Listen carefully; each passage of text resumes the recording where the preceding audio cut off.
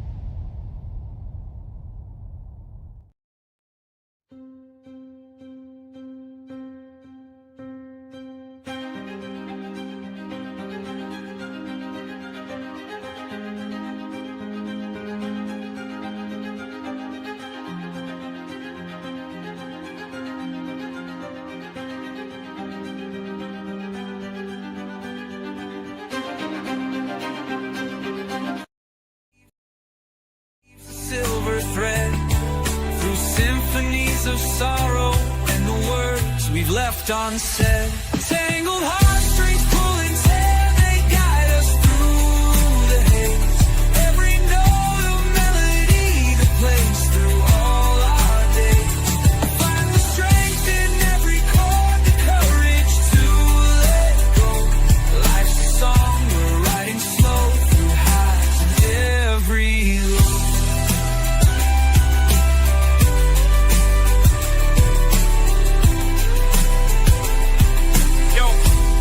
Yo, it's the echoes of the past, the lessons in the cracks. We're patching up the holes in all the love we lack. Life's a dance, a crazy chance, a waltz beneath the moon.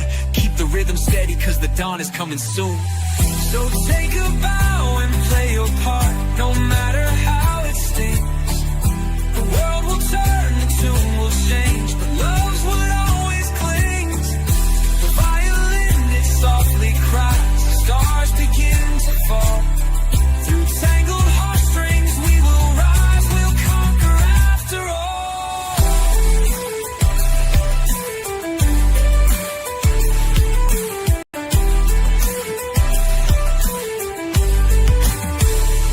Tangled heartstrings pull and tear, they guide us through the haze. Every note a melody that plays through all our days. Find the strength in every chord, the courage to let go. Life's a song we're writing slow through highs and every low.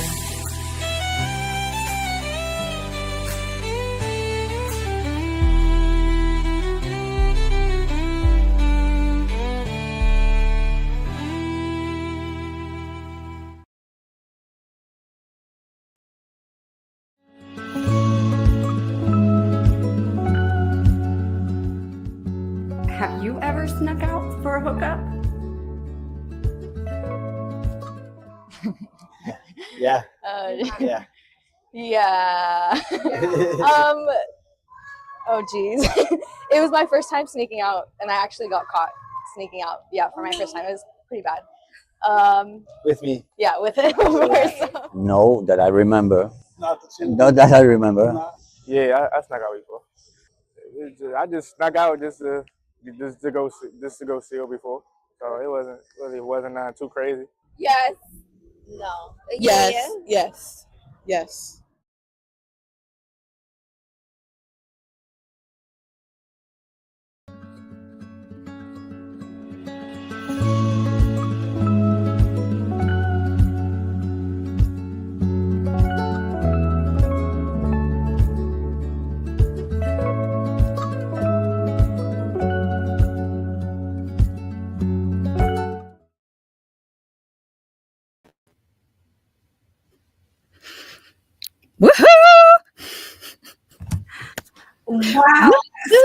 take forever.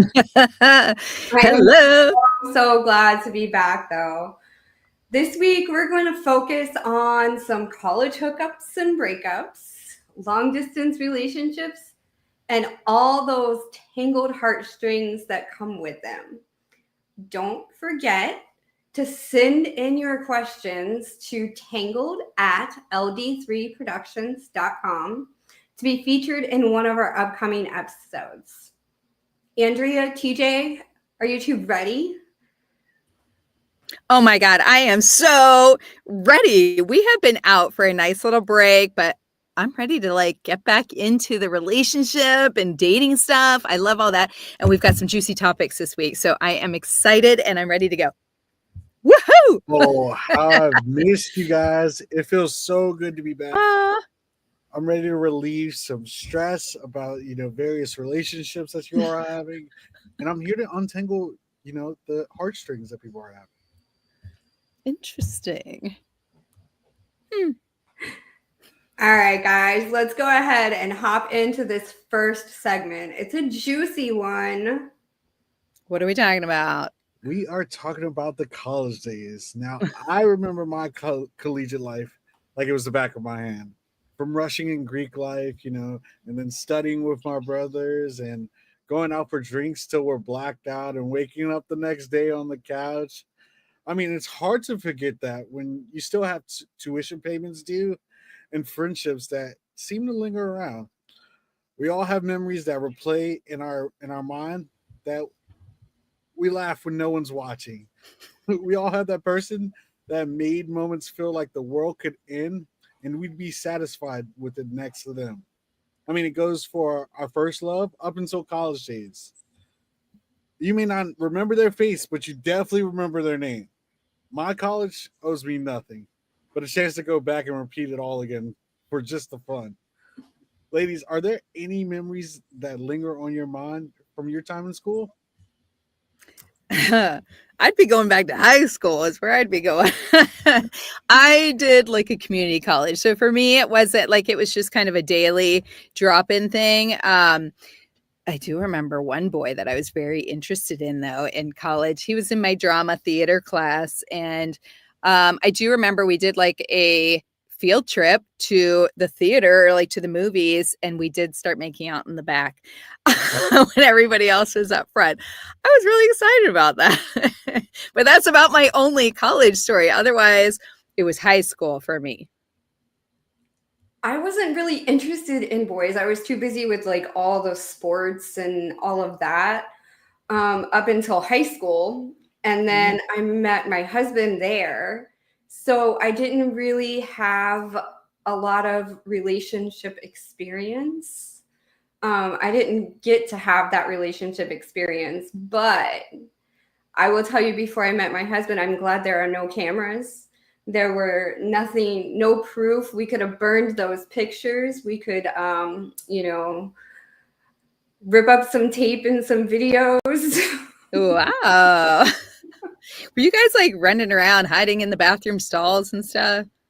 Were you doing any of that craziness? Me and him? No, we didn't even go to the same school. Oh, I thought you did. No, not at that point. At that point, I had moved away from the school that we grew up in together. And at that point, no, absolutely not. We didn't go into the same school. Now, he may have skipped school a couple of days and came and picked me up from school, and we may have skipped together. But I mean, yeah, no, definitely not. I can tell you guys, I was a busy boy during my college days. Really? I had numerous girlfriends at the same time, ended up with one. She's my current girlfriend, but, at the time it was all fun and games for me. I was running around through different dorms and you had to go overcome other things other than just the college rules. We had COVID going on and everything. Oh my gosh. It was a tricky time during college for me. I couldn't imagine doing that during COVID and still sneaking out and not so much the fear of contracting COVID, but just the fear of getting caught and getting an actual trouble instead of just getting told, hey, go back to your dorm rooms. At that point, did you guys actually get into trouble when you got caught, or did you get caught? I think when you're in college, there's not too many rules, because most of the people that are enforcing the rules are college students just like you. It's more so, if you don't belong in that building, don't be in that building. But in my building, there was over 400 people. So it was hard for us to, really get in trouble for things, because there was probably a different party on each floor. Right. Okay. So do you have any tips for college kids nowadays to sneak around, or should we not? to not sneak around? Offer them study tips. That's what we're doing. Study tips tonight. Well, I would say for a tip in general, stick to your age group, honestly. Ooh. Like not the teachers, you mean?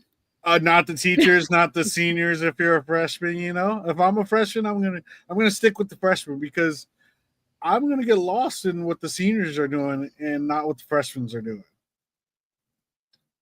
See, you're a little player, TJ. Is that what you're saying? I wouldn't say that too much. Just had a lot of Tangled Heart Strings. But what if you're not into the partying part? Would you suggest going with a higher grade, with trying to hang out with them because they're more responsible? They've spent some of their party days already, or are seniors in college, are they still partying?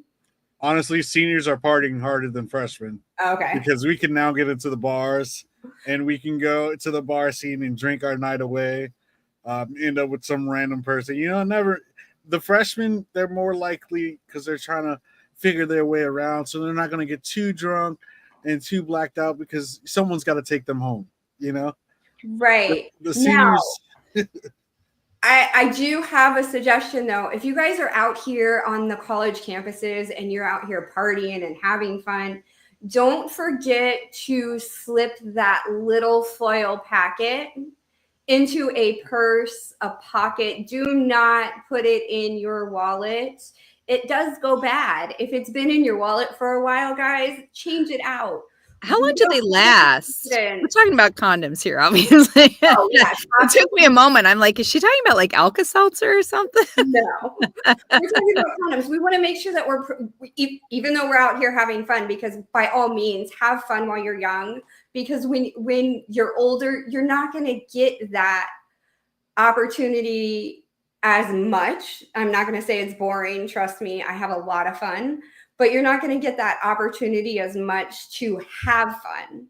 So, do it now when you're young and careless, but do it responsibly and bring that foil packet with you. And ladies, they're not just responsible either. Make sure you're taking your medications, and always bring an extra little foil packet in your purse also. It's always important to protect yourself, because you never know if somebody's going to look out for you. You are responsible for that. Also know how close your local resource store is. Yes. Just in case, What is the expiration on those things? How long does one normally last? Oh, I actually never I thought wouldn't, honestly, because it is such an important protection device, not only from STDs, but to prevent unwanted pregnancies also. That's your first form of protection there. So yeah. I wouldn't keep it more than a month, especially if it's in your wallet. I mean, honestly, there are expiration dates. Richard is saying about a year. Okay. That's a big difference, guys. That's what I thought. Your wallet, guys, honestly, I would give it about a month. You're sitting on it all the time.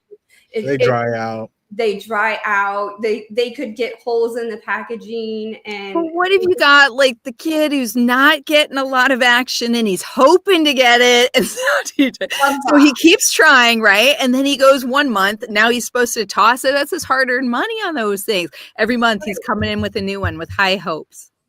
And most of the time, you guys are getting in and out of your vehicles. Throw them in your glove box. They'll last longer. In the heat? No. if you think I would not keep it in there a whole year, but between the expansion and everything, you definitely want to make sure that you're checking the packaging. There's no holes in it.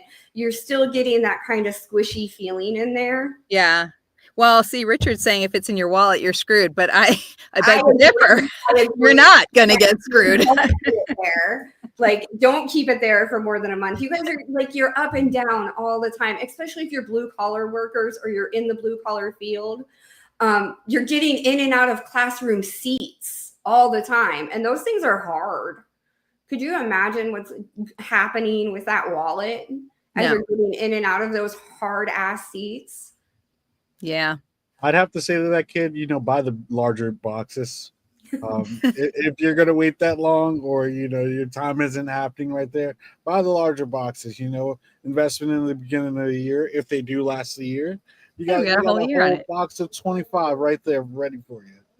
Is that how many they come in? I haven't bought a box of condoms in 17 years. She's thinking, how old is my youngest? I would be honest, I don't know the actual count of them. It's probably been quite a while since I bought one too. Oh, interesting. Juicy. I'm daddy, but I'm not a real dad. Okay, guys, we've talked about some crazy stuff. Are there any more tips for these college kids that we can put out there in this world for these crazy days of dating on campus? Let's see. I mean, I just think that everybody needs to you need to be a little careful, a little bit safe, just beyond the condoms too, because there's just so many things that are crazy these days, right? You don't know people, even though you might know them in class, you might know them, just around school. You got to really remember, you don't know everybody truly, right? Until you're actually hanging out with them. So I would just suggest do your homework a little bit, get to know them first, and don't be the campus floozy. I'd say to these kids, college is going to feel like high school all over again, just on a larger scale. So just remember to be yourself. That's how you make more friends, authentic friends, being yourself. I think that takes you a long way. Good point. I wouldn't necessarily call it a floozy. I knew you were coming back on me on that one. Okay. Honestly, I would call it checking my options, because your options. Yes, because if you're not checking your options, how do you know if you're going to be compatible with this person long term? A lot of us aren't waiting for sex anymore. Yeah, so true. Why aren't we making sure that we're going to be with somebody that we're going to be compatible with? And sometimes that takes 6, 7 people. Yeah. True. Some of us aren't lucky and find somebody right away. And some of us have issues with, not only are we're sexually compatible, but there's no communication there. Mm-hmm. And he's sexually compatible, or she's sexually compatible with 18 other people. You know what I'm saying? So it's, I don't hold yourself back. Yeah. Not only in your relationships, don't hold yourself back in school either. Work to your potential, have fun, go to the parties, create new relationships with people, but at the same time, make sure that you're worrying about your grades, so you're not spending 5 or 6 years in college and you only have those 4 years that you originally planned for. Because when you slack off and party, guys, you're going to end up staying in school a lot longer. I think some people genuinely like to stay in school, and I'm not judging or saying anything is wrong with that. I'm just making a point that I think some of them like to do that because they're not quite ready yet to go out into, the real world. They're not sure what they want to do. So instead, they're kind of, just taking their time, and sometimes they take it a little slower than they can because they feel safe. I think it's a hard comparison, but maybe somebody that's in prison, and they get paroled, and then they're afraid to go out into the real world. You know what I mean? So sometimes they do things to kind of keep themselves in there at times, because it helps them get ready to go out if they're not quite ready in the beginning. So and some people have to stay. for all my doctors and nurses. Never know how long your studies are going to be. You might fail that biology class once or twice, but keep going at it. Don't give up on your dreams. Yeah, good point. Good point. We've got Antonio laughing at a month here. He doesn't agree with a month either. I don't want to see somebody, and it's not necessarily ruining their future, but being in school and out there having fun, you shouldn't have to deal with the consequences if you know the ways to be safe. And if we're knowledgeable on those things, then we're not going to have as many unplanned pregnancies and single mothers out there. And then we're not going to have these fathers that walk away because they had a plan. They are able to stick with that plan because they don't have to grow a baby for 9 months. And then you get these parents of these college kids that are taking on the responsibility of keeping the child, and they're already raised their kids. There's no reason for them to raise their children's children. So you're not only helping yourself when you're protecting yourself, you're helping everybody else around you. Just my personal opinion, guys. If we're knowledgeable on how we can protect ourselves from unwanted things, and maybe the demand for plan B will go down if we can get the knowledge out there of, hey, maybe we shouldn't keep that condom in our wallet for 6 years and then plan on using it, or even 6 months at that point. Yeah. So I'm just being smart about how we're keeping our contraceptives and knowing what's best, keep them out of heat because they are made out of latex. We're not keeping latex gloves in our car. Why are we going to keep, condoms that are going to protect us from other things that are unwanted? That is facts. Yes, and also, gentlemen, keep more than one condom. Richard said down here in the comments, condoms do break. They do break. And sometimes it might be because you're being a little too rough. So learn yourself too. Learn yourself. Yes, absolutely. And don't double up. It's a myth. You don't double up. It doesn't help. The friction creates a problem, and then it can break. Both of them can break. So doubling up is not always good either. And we don't use anything else in ourselves that is not recommended to be there. So we're not using plastic wrap. We're not using a plastic bag from the grocery store. Those things don't work. Mia, have you ever encountered this? Sometimes I've heard it. I've got a lot of friends that at one point were nurses. There's the stories you can tell. So don't plastic bags still have holes in them? Plastic is porous. So you're not protecting. You may be protecting yourself from the sperm getting through, but you're not necessarily. I know, right, Richard? You're not necessarily protecting yourself from the STDs because plastic is actually very porous. And I'm sorry, but them little corners and them plastic bags break all the fucking time. I don't trust those with any liquid in them. I'm also thinking about the ink on the bags. Like, be careful. Oh my gosh, that is funny. I'd be surprised if people are doubling up if they're doing it for any reason at all, really, because they all complain about not feeling anything when they're wearing the condom, right? In the first place, that they're not really feeling it like they want to. So when you're doubling up, that's like pretty surprising to me that they do that, but I've not ever encountered that, I will say. I would never, ever suggest doubling up. I would just say go with what's safest and only use what's recommended inside of you. Oh my goodness. We've got the info on the condoms. Yeah, see, I never liked them personally, so we and plus I'm allergic to the spermicide in them, and there is such thing as allergies against condoms. That they do have non-latex condoms, yes, but the spermicides in them, if they're not natural, based, then there could be allergies against those also. So Mm. if you're getting irritation from wearing it from either sex, men or women, check with your doctor. There could be an allergy there. Well, we went down that rabbit hole, didn't we? Oh, yes, we did. It's very important, I think. Very important. And I think the younger you are to learn these things, the better, because our teenagers don't wait anymore. You know, we're teaching abstinence, but they're not going to listen. We were all teenagers once. We figured out how to sneak out. So it's important to let people know what the things are, because a lot of parents are uncomfortable about talking about it.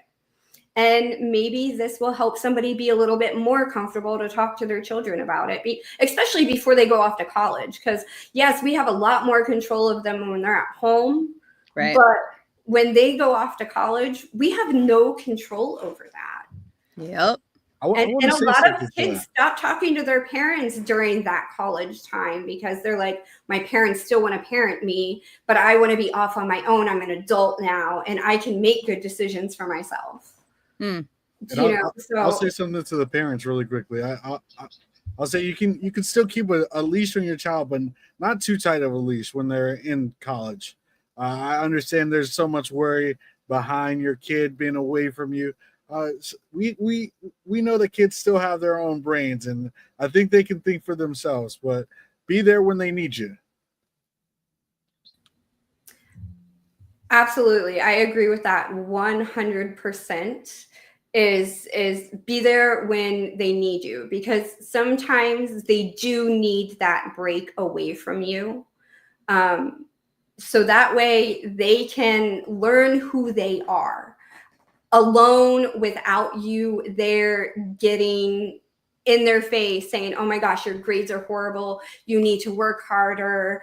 You're partying too much. I saw 4 beer cans in your dorm, and they don't want their parents there at that time. So give them that time to grow into who they're supposed to be. I like it. It's all good stuff.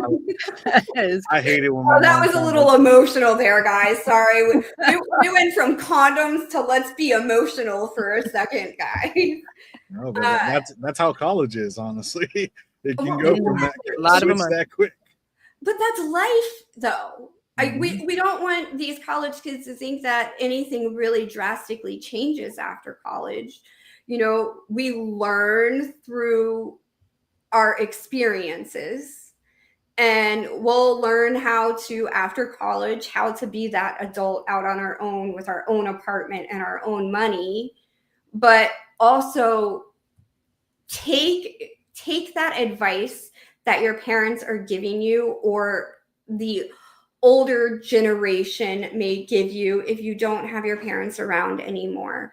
You give them that second and listen to them, because even though it may seem dumb to you, in 5 or 10 years, you're going to be like, damn, I really wish that I would have listened a little bit harder, because I wouldn't have had to go through that just because I was a stubborn semi-adult. Because I'm sorry, guys, you're not a full adult to me until you're 25 years old. We're still learning at that point. We're still learning. I hear ya. They think they are. They think they are. I'll say I've had some dark days in college, but also I've had some light days where I had to sit in my dark dorm room by myself and study rather than going out and partying with everyone. So remember, just take your time throughout college, honestly. Good. Take your time. Yes. But pay attention too. Learn from the mistakes and don't repeat them, especially the ones that get you in trouble or make you stay longer. We don't want to stay longer in college. We want to get past that point, get that apartment, and throw our first party at our apartment, and then experience the true cleanup. think we got Crash and Coyote saying here, college is the most fun chapter. I agree. It was kind of I don't sort know. of. Wait till you hit your 40s. After you're done raising your kids and they're off and graduating schools and everything, honestly, even though I didn't get to experience that college life, I truly think that my 40s have been the best so far. Yeah, I'll say college is what you make it. Honestly, Right. if you want to have fun, have fun. If you want to study hard to get that job at what's the financial firm that's out there, do that. Do what it takes for you to be great in your own realm. Yeah. Yep, absolutely. All right. Well, let's move on. We're going to start on to our next segment. So we're going to talk about some growing pains, TJ, because outgrowing high school sweethearts, this is going to be a little bit trickier for you because you haven't been out that long,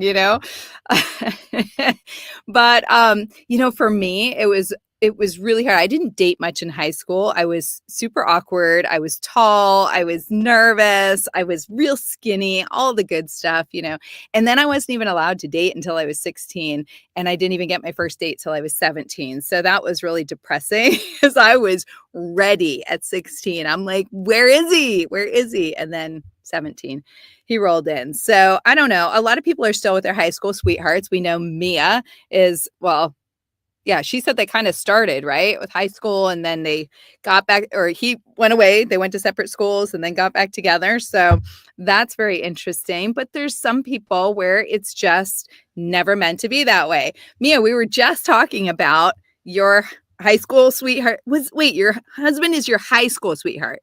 Am I mixing that up? So he's not, kind of yes and no. Okay. So we went to school together, but we never hung out from 2nd to 7th grade.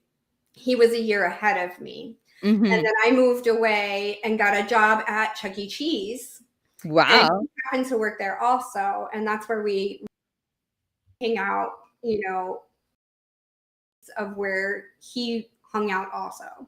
So, but we never really hung out until after we met at Chuck E. Cheese. But now you've been together, the boy for this May, it'll be 25 years. Oh my God. It is at the silver anniversary. That's amazing. I love that. Congrats. Very exciting.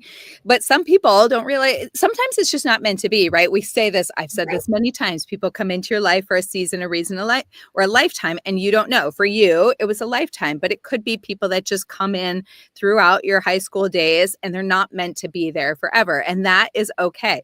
It can definitely be a heartbreak. Any way you look at it, it can be a total heartbreak and probably even tougher when you're in high school because we don't know how to really process our emotions very well at that time either, which makes it very difficult, right? So I think that's really hard, but sometimes it can be dramatic, it can be messy, but I think just realizing that the person you started with isn't always meant to be who you're going to end up with. And that's okay. I think it's okay. I have something that I tell my kids all the time. Just because you see your dad and I happy together doesn't mean that the first person you meet out of high school or maybe in high school is going to be the person that you're going to be with for the rest of your life. It's important to explore your options because, you never know. That person you think you love in the beginning could be a totally different person 5-10 years down the road, and you may not love that person anymore. And that's okay. It's okay to fall out of love with somebody because you change every single day in your life. So you're not the same person you started out as in the beginning of the relationship when you reach those problems anyways. Little things have happened here and there.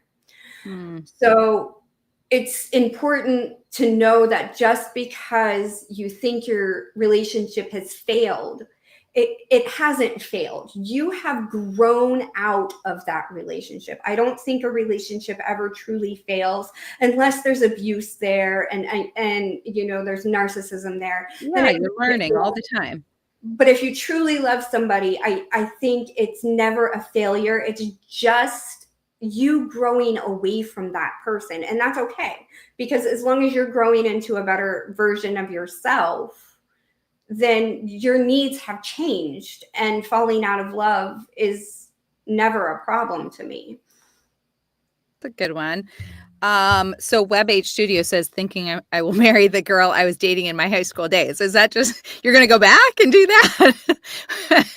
Or what are we doing there? Do we know her still? Have we kept in touch? Are we on Facebook? We're just like, I'm thinking I'm going to go back and do that one. I love it.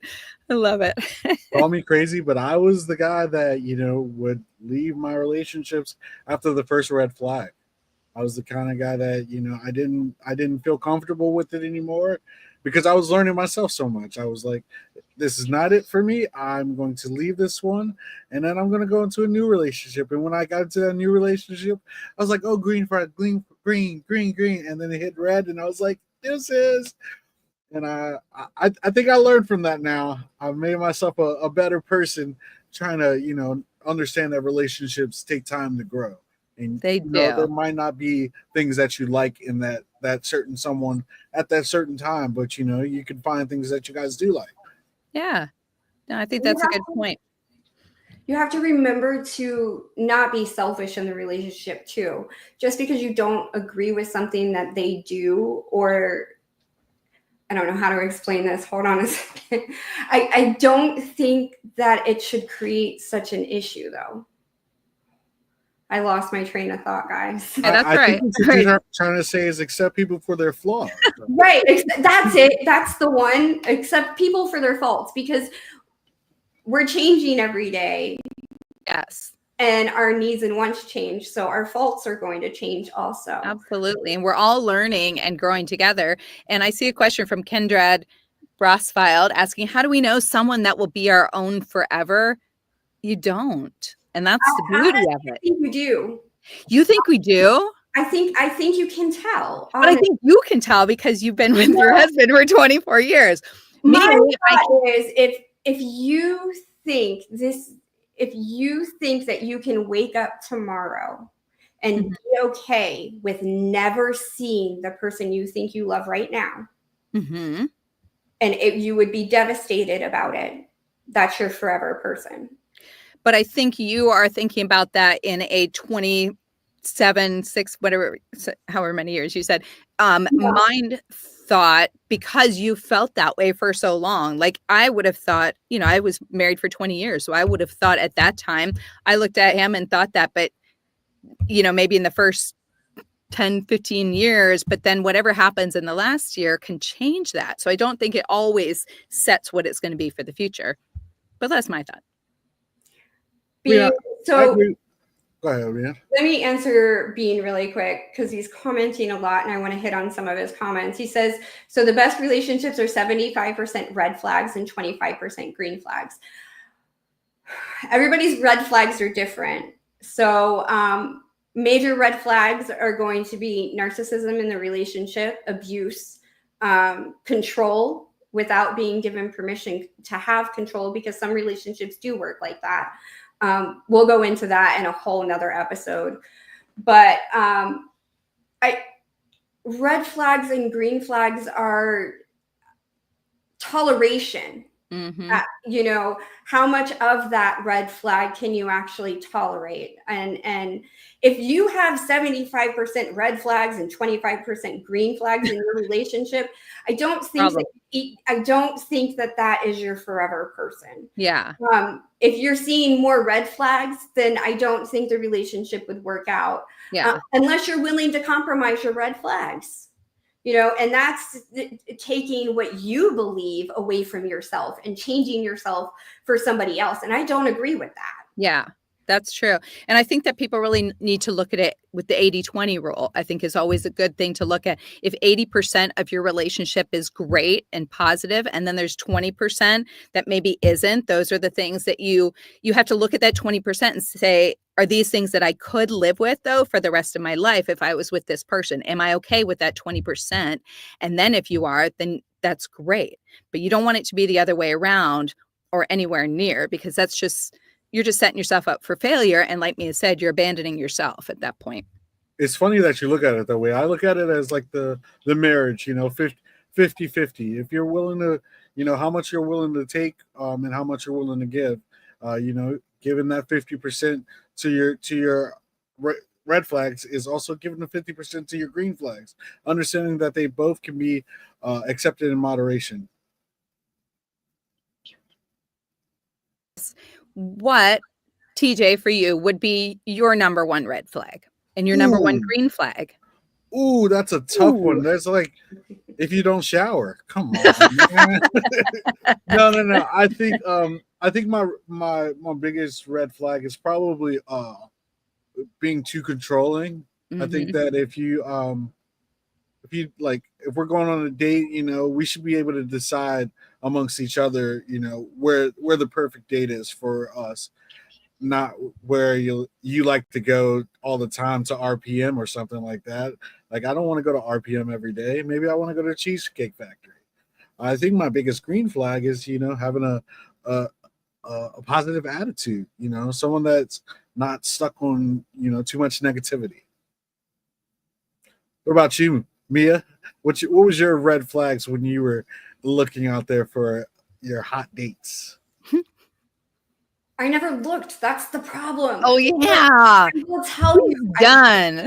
My biggest red flag in any relationship, whether it be romantic or friendship or even family, is lack of communication and lying. If you're a liar and you don't know how to communicate, I can cut ties like that. No problem. Yep.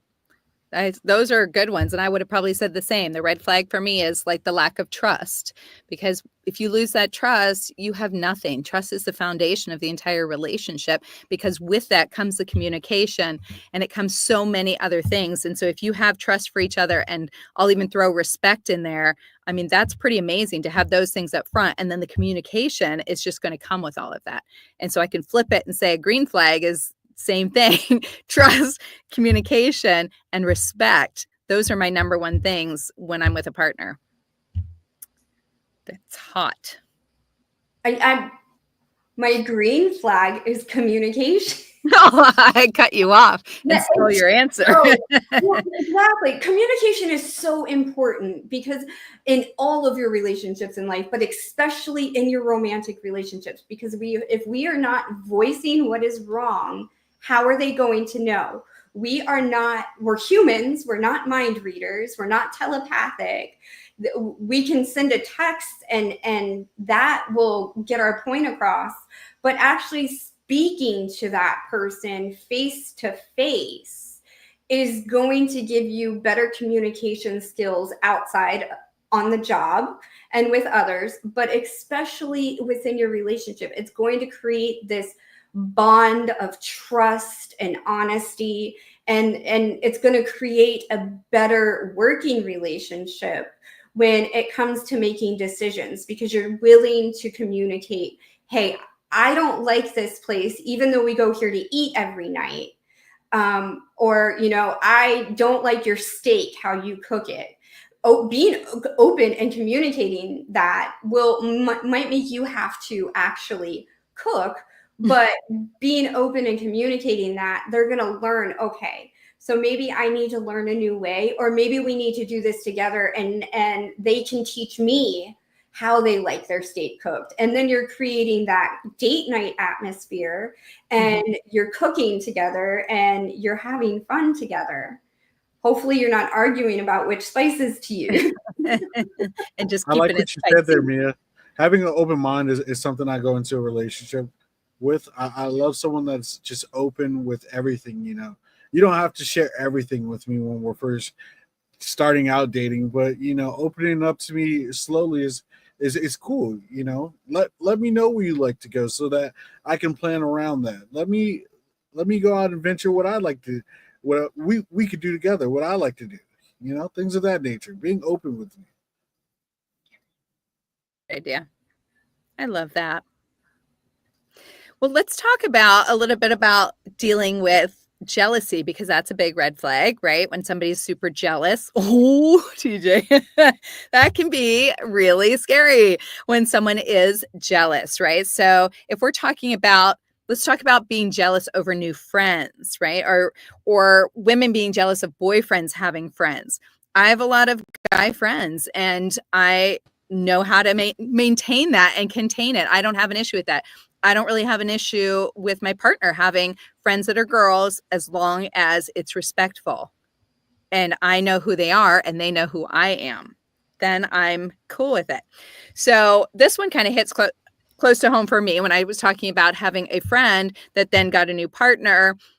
And then I was kind of jealous of it. If I'm going back to high school, because we're talking about high school today. So I had a friend in high school who got so wrapped up in her first boyfriend that it was like the rest of us didn't exist. And this was my best friend from a very young age growing up. And all of a sudden I'm kind of kicked to the curb. And, you know, my friend has this new guy in her life, and that was so important to her. And they were completely inseparable. And I'll be honest, I mean, it really took a toll on our friendship, because I didn't know, I felt like I couldn't quite maybe trust her as much anymore, because I felt like everything I was saying to her, she was telling to him. And, you know, so then it made this weird dynamic. And so I think there's different kind of jealousies, but whether it's a guy getting weird about, you know, his girlfriend making new friends, or a woman feeling threatened with her man for social life or whatever, it's all rooted in fear. And that's where it comes in. Fear of being replaced, fear of being left behind, fear of being not enough. But, you know, I just want to say that here's the thing. Healthy relationships need room to breathe. Bottom line, your partner should have outside friendships. I do want to say that. I'm not saying they shouldn't have friendships. And so should you. So if someone feels threatened by that, it's worth asking what is underneath that jealousy. Do you guys agree?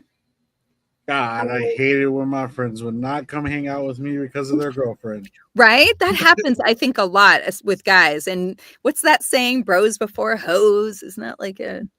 Well, does that even matter when they have a girlfriend anymore? No, that's what I'm saying. It's out the window, right? You lose your friend, and all of a sudden they've got this new girlfriend who's coming with you everywhere you guys go. Every time you get together, she's coming. It's tough. But are you weird about like a girlfriend having a guy friend?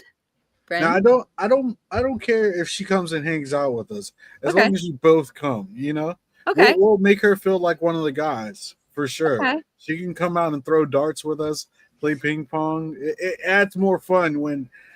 Actually, I think guys get more competitive when girls come around. So, you're right. It'll make it more fun. You got to bow up. So it's like I'll pump my chest up, let your girlfriend know that I'm the man in town, but I'm still your friend, bud. Yeah, bring her around. Yeah, that's awesome.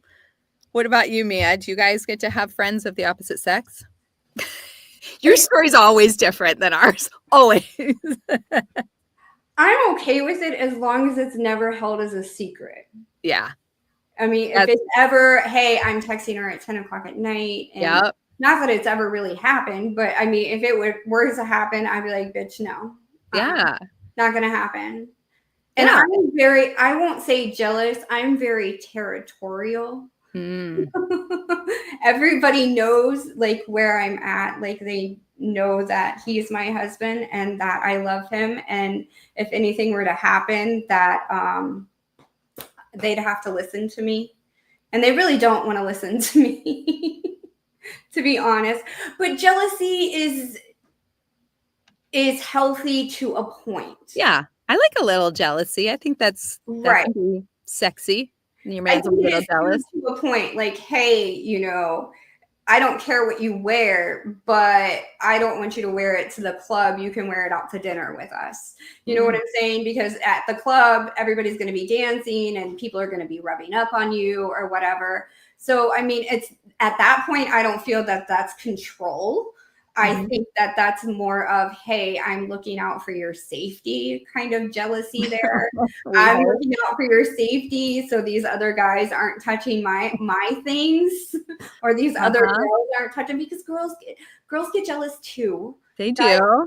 Guys and girls both get jealous. It's insane how crazy jealous some people can be. Yes, it can be, and it can get scary sometimes when I think jealousy runs from more of insecurities to the thought of losing that person. You know, hey, are they going to think this person's better because they're talking to, they're talking and laughing with this person, are they going to think that they're better than me? So I Yeah. think it's more of an insecurity and being comfortable within yourself to get over the jealousy part. I think I was a much more jealous person when I was a bigger person and I was not confident within myself. But after going through my healing process, I think I'm a lot more confident, and I think that I'm a lot less jealous now also. Yeah. Well, I think that's kind of like we said, it all comes down to having respect and, trust for each other is really a big thing. And again, communication, we throw that in every week. But, I think that's really important because if you have a relationship that is solid with your person and you trust each other and you have the respect there, honestly, you can have anyone around and it shouldn't matter. Right? Because if you don't open that door, nobody's coming in my opinion. If you keep your grass watered, then nobody's coming to cut your grass. Right. If you know where they're sleeping at night, every night. I mean, if they have a job and they are off working, do not think that they are off cheating every single time. I promise 9 times out of 10, that's not the case. They're tired. Trust me. I got a question for you, ladies. So let's say, when you were in that dating stage, you had, let's say it was you and another girl that your guy was talking to. Now you guys are all dating. Is it liable for that man to still be friends with that other female? Wait, so he was dating, say that again. He was dating somebody else who's now my friend? So at the time, let's say it was us in this situation, okay? Okay. Okay, I'm talking to both of you, potentially about to be dating both of you. I end up with Mia, right? Would I still be able to be friends with Andrew? Ooh, that's a good question. See, I think that's tricky fine line there because you you had feelings for Andrea. And so now, that doesn't just automatically go away because you chose Mia. So then what happens not only for you and I, okay, so let's say then that's happening, the 3 of us are hanging out, and then all of a sudden Mia is like, oh, hey, I can't come over and hang out with you 2 tonight. So now it's just TJ and Andrea. So now that's a little tricky and a little uncomfortable because now you're going, as Mia, she'd be like, I know he was into her. What is happening now? It depends on the breakup, to be honest. It depends on, what the circumstances, because if it's falling out of love, then there should never be a problem with it. But if it was a shitty breakup and it was because, so-and-so liked somebody's photo or kissed somebody or whatever, however that hard breakup was, there's still feelings there. And there'll probably always be feelings there because not only is there that love that was there, there's that hurt, the anger, the disappointment. So if it's a good breakup and, hey, we fell out of love with each other and, we've gone our separate ways. I'm with this person and you're with this person now. I don't see a problem with the 4 of us being friends, to be honest. But if it's a hard breakup and I could see and sense the tension there, then no, after the first hangout, I'd be like, I'm uncomfortable with this and I'm not going to really give you an ultimatum.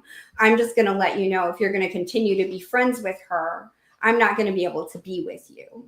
Yeah. Because that's going to hurt me and that's going to put me into a depressive state. And then in the long run, I'm going to look at all my relationships that way. So it's best that, I'm not always wondering what's going to happen.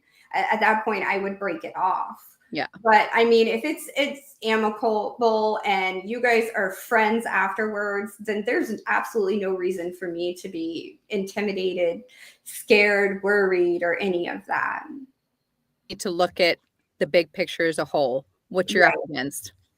Right. I mean, both of you ladies. I think it's tough for me with what Andrea said, because you guys could go hang out and something happens.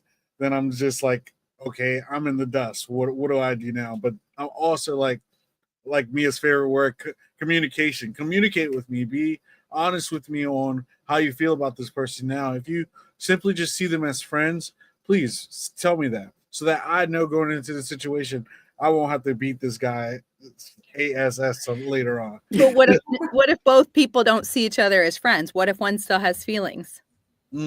That's tough because, I mean, I think that that's not a, it's something that they should be able to talk out before coming to me. Yeah. I also think that's something that people can pick up on too.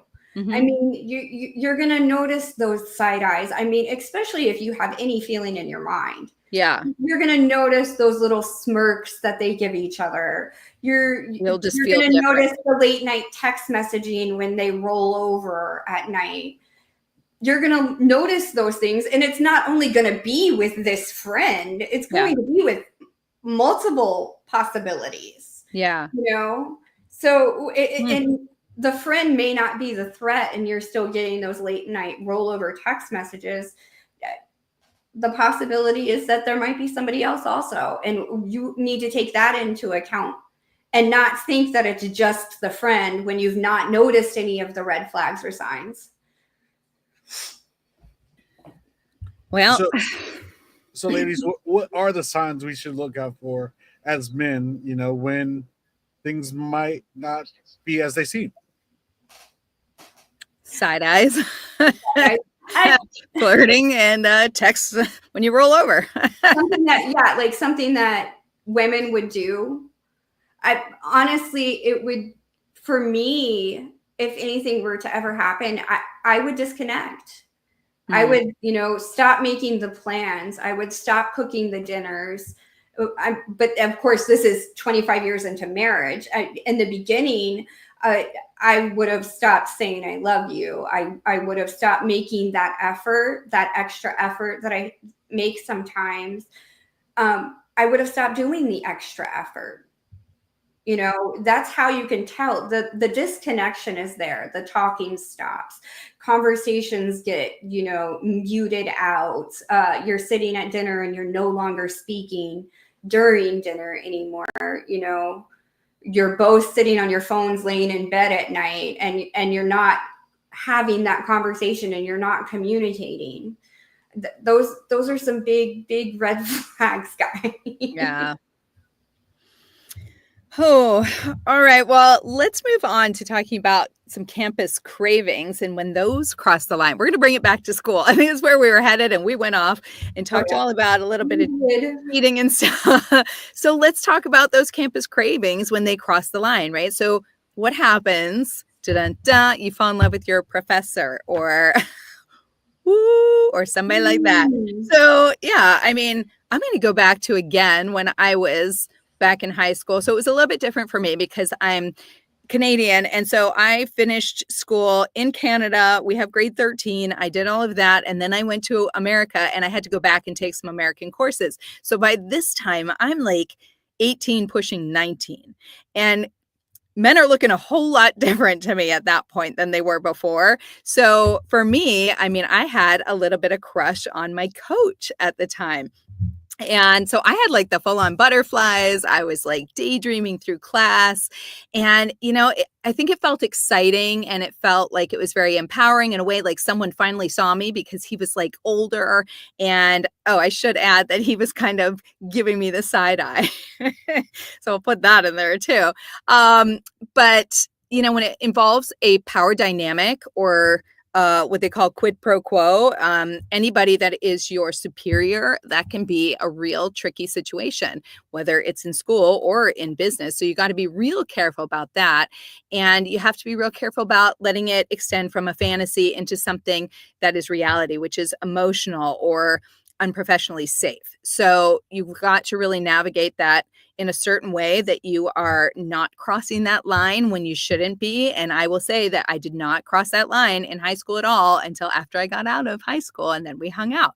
So you just need to wait it out until you are in a safe environment and place and time that you can actually pursue something like that. I think anything before that is getting real muddy waters. I agree. Have fun with people your age and college and high school. I mean, I had a crush on my gym teacher, but that was because, I was a cheerleader. So I saw him as an athletic elder and he was hot.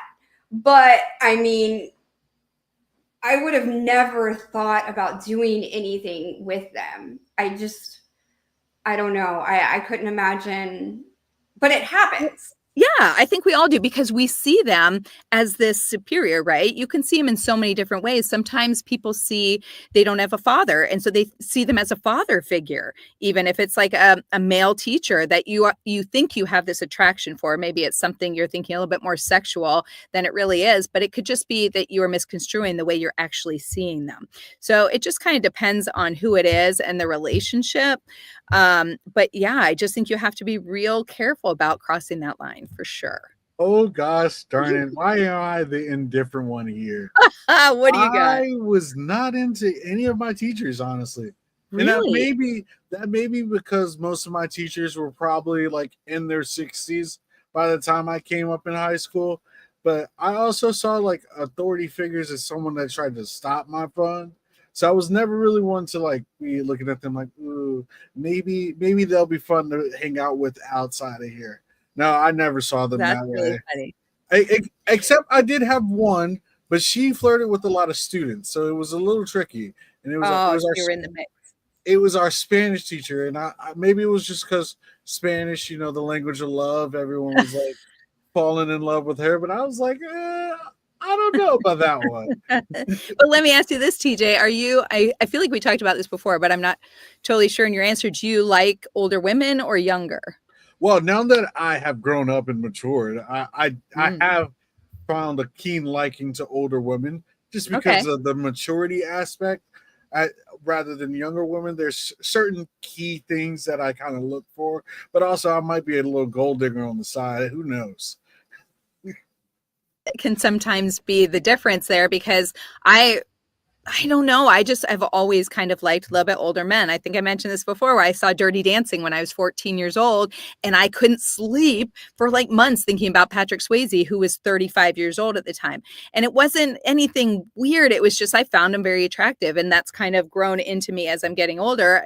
I enjoy men that are at least my age or older. So I was just asking because I wonder if that was maybe, you kind of said you weren't really into older when you were younger. And so if you're not even thinking that way at any point, I guess you wouldn't look at them that way. Yeah, I think for the most part, it was more so because I didn't see any like older women such as like other than like 60 and above. 60, yeah. I was like, oh yeah, you're my grandma's age. I don't want wrinkly skin on me. I'm good. Yeah. It was like I'm okay where I'm at. But if there was an older woman that was to come on to me, and that's actually what made me start liking older women. The seniors may have been hitting on me because my cousin was the star football player on the team, or like they knew that I was a funny guy. Then they were like, okay, this he might be younger, but he might have something going on there. Then I was like, okay, these older women are talking to me, and let me go ahead and engage with it. You learned, see? You learned through your experience. It's true. We do. I can't comment on this because I don't. He's 11 months older than me.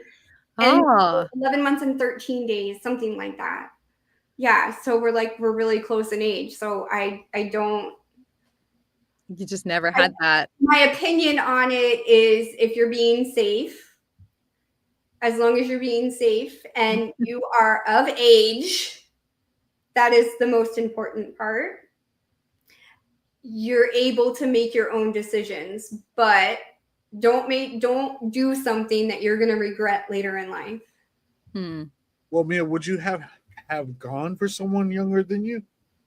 Would I have ever gone for somebody? Probably not. I need maturity. So I think if it were ever a possibility, it would be somebody that's older than me because I need maturity. I don't have time for games.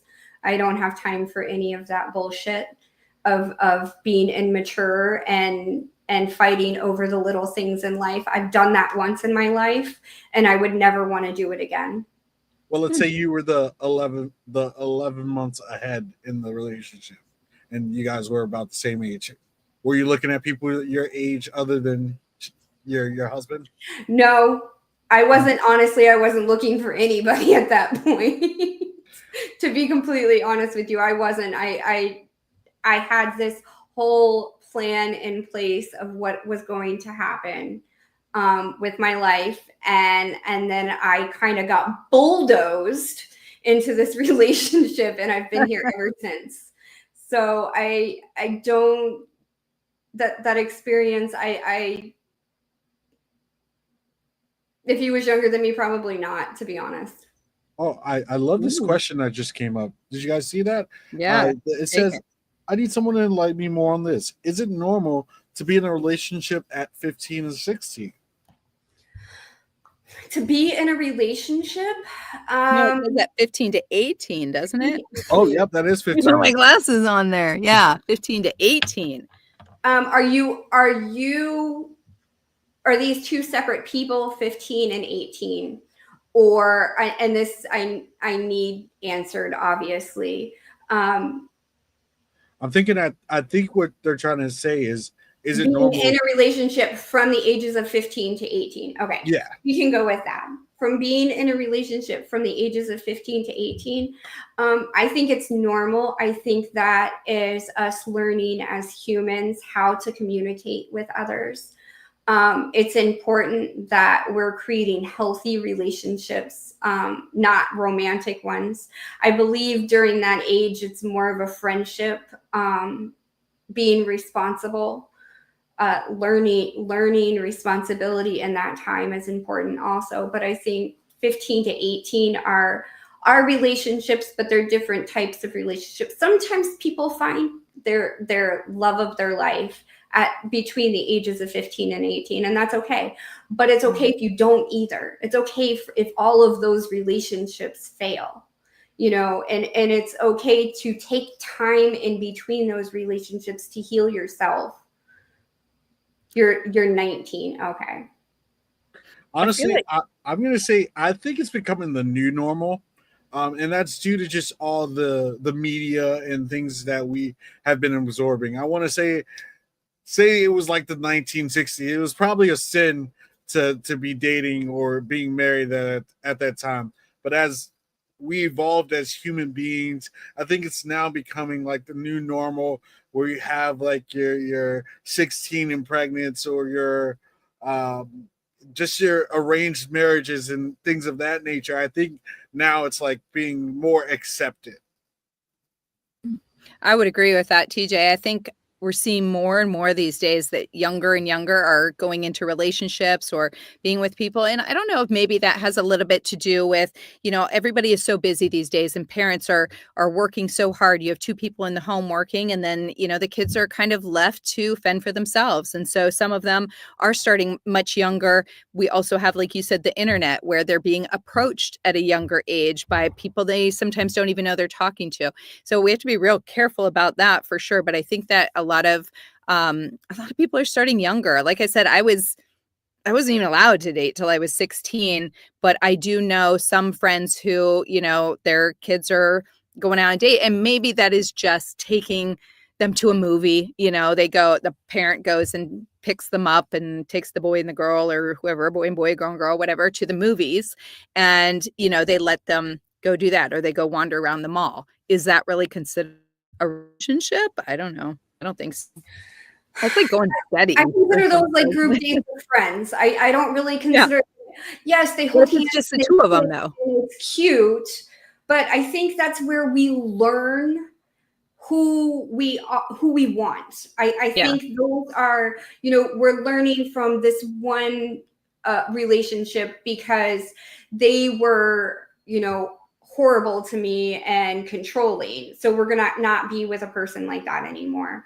Or we're learning that we like gifts because this person is a gift giver, but maybe their communication lacks, and we're going to move on from that relationship, and we're going to learn who we want during that time of our life and dating between the ages of 15 to 18. I mean, honestly, there's a lot of 21, 25-year-olds that have never been in a relationship before, and that's okay too. I'll say to you, Kindred, with you being 19, still take your time with everything you do. Honestly, doesn't matter if it's school or finding a true relationship, that true one person you might love, and even with just a relationship with friends. Take your time and actually, like Mia said, know yourself and figure out who you are and what you want to do with these relationships. Absolutely. And we're going to go ahead and move on to the next subject because it's one of my favorites. All right, guys, I've got a question for you, and it's a very important question. Have you ever sent a naughty picture to someone just to not receive a response? No little heart emoji, no response whatsoever. Or maybe you've received one and you were dumbfounded on how to respond. Let me help you with that. You've dressed for the occasion because we all know we're going to take our time and do our hair and our makeup.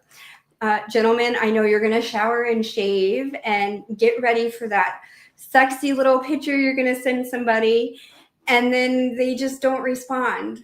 And it's probably because it's not something that turns them on. And that's why communication is important. So are we discussing these photos that we're sending before we're actually sending them? Before you make the effort to get disappointed, make sure that you are communicating that you're thinking about it or it's something that you enjoy doing. Communication is just so important, especially when it comes to sexy things, because if we're not communicating what sexy things we like and dislike, then how are they supposed to know how to make us happy? Have you ever sent a photo, Andrea? Well, okay, so yeah, I mean, for sure I've sent some sexy photos. I would never send a nude photo or anything. That just terrifies me of where that's going to end up. So I would never do that. But I would send like a sexy photo of myself. I sure as hell expect a response if I'm going to send it, or they're not going to hear from me again. But yeah, I have definitely done that. I can't say that I've never gotten a response. I mean, I think that would just be rude. Okay, so this is the thing. So some women think that a lack of a response is, 15 minutes. If they don't respond to me within 15 minutes, some think it's 5 minutes, some thinks it's 2 minutes, some think it's 1 minute. We have to give our working partners time to respond. Why are we sending naughty photos when they're working? I mean, let's do that at a reasonable hour. I mean, if I'm sending a naughty photo, that is not when he's like doing some construction work somewhere. I'm not doing that. I mean, yeah, why not? Yeah. I mean, well, to keep it spicy and it's all construction guys. He's showing it to every construction guy he's working with if he's doing that. Because like the more the merrier. This is the thing. You need to be comfortable with sending these because you don't know who's looking over their shoulder either. Exactly. I mean, you're comfortable enough to get ready and take that photo. It depends on how good the photo looks, I guess. Over text message where the possibility of anybody in this world getting it, because hackers are out there. Your photo is going to be out there anyways. It's how a tricky world. It's too tricky these days. It's really hard to do that kind of stuff, and you just have to be prepared. If you are going to send something like that, just know that it could get into many more hands than you imagine. I think there's just way to do it. I mean, I don't even know if you put stuff in your little hidden folder, does people still see that? So instead of sending the photos, create a Dropbox. There you go. And the comment section is where they're like, hey, this was a sexy photo. or, you know, create a Google file where you can go in and comment on the photos there. Rather than sending the text message and getting disappointed because there's no response, just create a file for them to look at whenever they have a convenience of doing it. Or wait till they get home and be waiting in your sexy, naughty outfit when they come in the front door. And now it's for their eyes only. So I'm going to lay this on the line right here. I think it is less likely for a man to send a nude photo. And I'm going to attest to it because I want to say it's because of our insecurities. We won't say that out loud to you, but I do think it is due to our insecurities about, you know, seeing a guy maybe on a porno that has this extra slong thing, and we're sitting at home, and you just never know how comparable our size is to, you know, others that this person might be getting. So I think men are less likely to do it. And then, like you said, you never know who's looking over that person's shoulder. And now that guy has a extra long one, and you're sitting here and she's looking at yours and looking at his, and you're like, oh my gosh, well, what do I do? And then if she doesn't reply, it's over. It's over in my head. I am never texting you back. You might as well delete that photograph.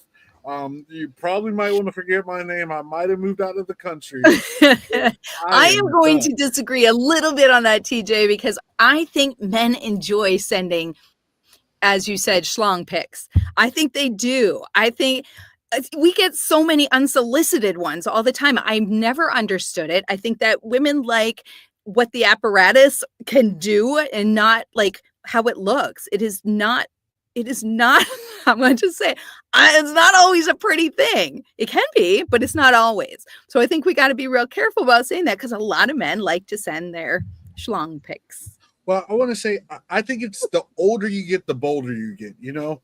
The True. older you get, you're like, okay, you know, my slong's normal. Let me go ahead and send it, you know?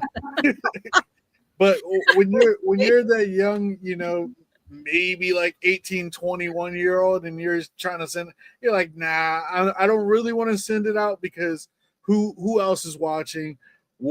Like, there's so many thoughts that go through our heads. Interesting. Okay, I'm gonna agree with Andrea here because y'all are brave. I'm telling you what, there's a lot of those pics floating around out there. Brave. I mean, it doesn't matter which inbox. You guys are just brave in general. And I honestly agree with you a little bit with age, but I will tell you, more younger men are proud of what they have than older men. I will say that. And they are bolder, and they will send multiple times. So guys, if you're out here sending a dick pic all willy-nilly out here, why don't you ask the person before you send it? It's a sweet gesture, I promise. And it's a huge green flag. I agree. Flag. Yes, I think that younger men are cockier, no pun intended. They, you know, they really are. They, you know, they don't worry about it as much for some reason. They're just discovering themselves. Yeah. You know, they're interested in what's going on and how everything works. And not saying they didn't do it as a teenager, but they're like, this angle is amazing. Let's go ahead and take this picture. I know 16 girls I'm going to send this to. Yes, that's true too. They send it to multiple. It's not just one. It's multiple. Send it to as many as they can. You guys have gotten multiple angles of the same cock, is what I'm hearing.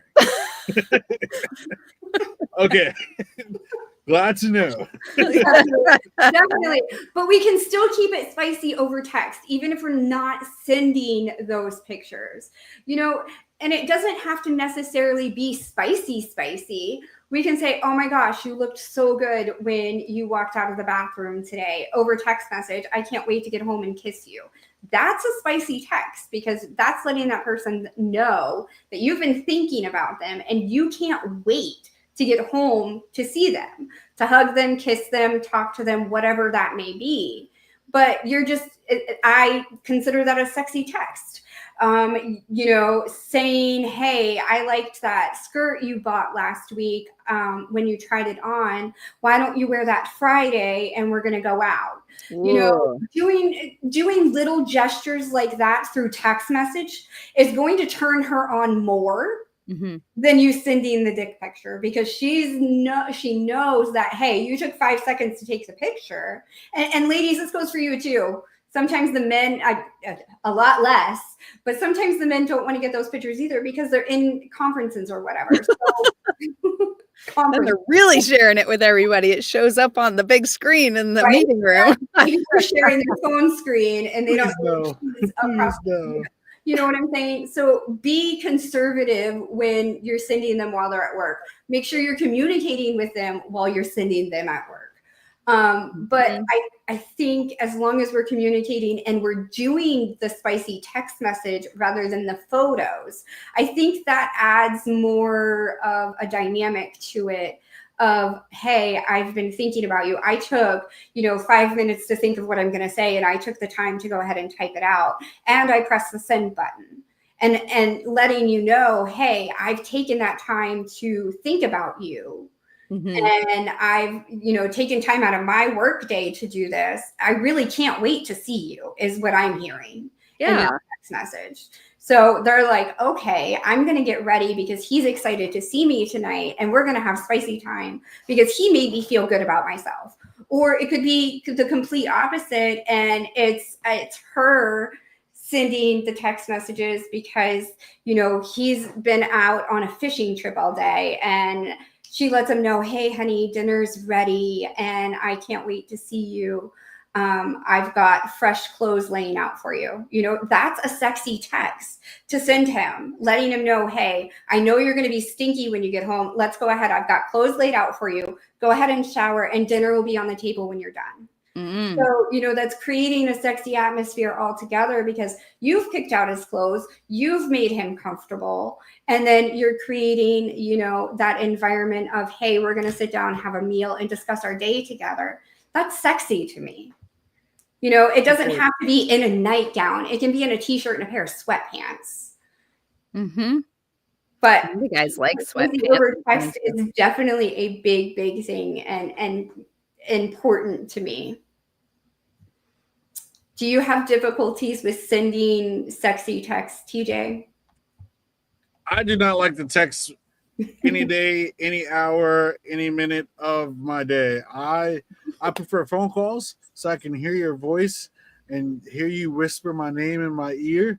I prefer talking to you right there in person because I feel like now, don't let me get into it, but technology is such a barrier for me. I'm great at working with it, but I really love the human connection. Being able to read your lips when you're talking to me, being able to convey my message better when I'm talking to you and see that you're understanding it is something that I'm really big on. I'm big on body language. I'm big on just understanding every little part of your face when I say something to you, knowing that next time I need to look for those when I'm saying it again. Right. I agree with you 100% there. And that's why I created that scenario at the end where they're sitting down and having dinner or going on that date night that Friday night. They're going to be able to sit down and have that face-to-face communication, because sometimes we're in long distance relationships and we don't get that opportunity until the weekend or a month later. So, creating those text messages. Now, you live close to your partner and you see her quite often. So it's not really an issue of when you're going to be able to see her and communicate with her face to face. So for those of you that are in the long distance relationship or thinking about a long distance relationship, they're possible. They're a lot of work. They're a lot more work than a traditional relationship, but keeping that texting line and not always being kinky or rude or vulgar about it. And, just sending little notes of, hey, I thought about you today. You'll receive a package in the mail. And it may be just a little note that they wrote and sprayed with perfume or, something simple like that. The smaller the gesture, the bigger it is. I like small gestures. Ladies, I believe there's a question for you guys. It says, how do you keep giving love when communication feels one-sided? That's intoleration. That is how much that you're willing to tolerate and bring yourself down, in my opinion. If it is one-sided and it always feels one-sided, and you can't break that communication barrier, look into possibly a couples therapy. I think even a couples app sometimes can help you. There's several out there. I won't name any of them, but if you just look on your Play Store or your Apple Store, you'll be able to find those apps there. It's if everything else is good and the communication is not that great, then I think an app or couples communication could actually help you out a lot. Yeah. I agree with that. I think there's a lot of different avenues to go for you to find some answers to that and find different ways for you to communicate. There are a ton of apps that you can do as a couple, and it's just going to take you initiating it. So because maybe that is not their strong suit, and that's something that you really need to look at. I've talked before about the love languages and finding out what works for each other, what's important to you. And sometimes, for somebody, it might be the communication or words of affirmation, but for others, that's just not important to them. And it might be physical touch or something. So you have to find out what their love language is and speak to them in that language. And then once you guys get on the right path, you have to start introducing things to help you to start communicating with each other. That could be that you have certain date nights where you guys are going out, and not to like a movie or something where you're not going to talk, but maybe you go and you sit in a park and you have a picnic and you just have communication, conversation, or you're sitting at the beach and you have time to just talk amongst yourselves. And that's like the best times, because they're 100% focused. Hopefully when you're sitting there, you guys are focused on each other and you can have really great conversations. You can also try, just little games and stuff. I said there are some apps out there. You can kind of search them out where they give you ideas of things and ways to talk to each other and have that kind of communication. So I think that's super important. Again, communication. It's hard to have communication with a one-sided person where it only feels like you're the one communicating.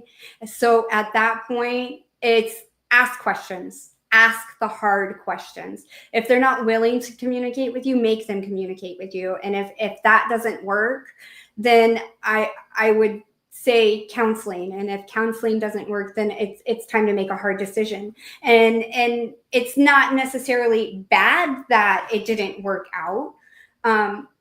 We learn what we like from people that we date. We learn what we like from people that we communicate with at work. And we learn what we like from family members. And we also learn what we're willing to tolerate. And I think tolerance plays a big, big part in this. And just because you have a lot of tolerance doesn't mean you have to deal with it either. Yep. Yeah, I agree, Kendra. And I would love to say that even as just a person in your relationship, having fluent communication and understanding how your significant other communicates is very key. Yep. Absolutely. All right, guys. This has been a wonderful episode, and I'm so excited to be back. We will be back next Sunday at 9:30 p.m. Eastern Standard Time, right here where you're viewing us now. And don't forget to go ahead and send those questions into tangled@ld3productions.com. Again, that's tangled@ld3productions.com. And we will see you guys next week. Bye. Bye.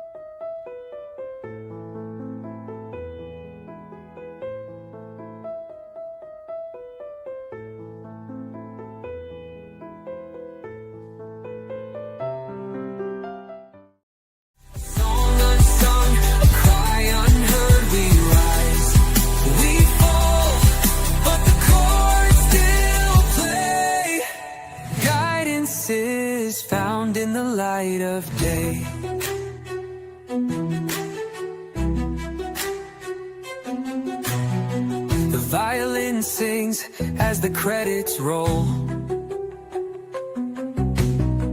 A melody soft, it soothes the soul. Tangled heartstrings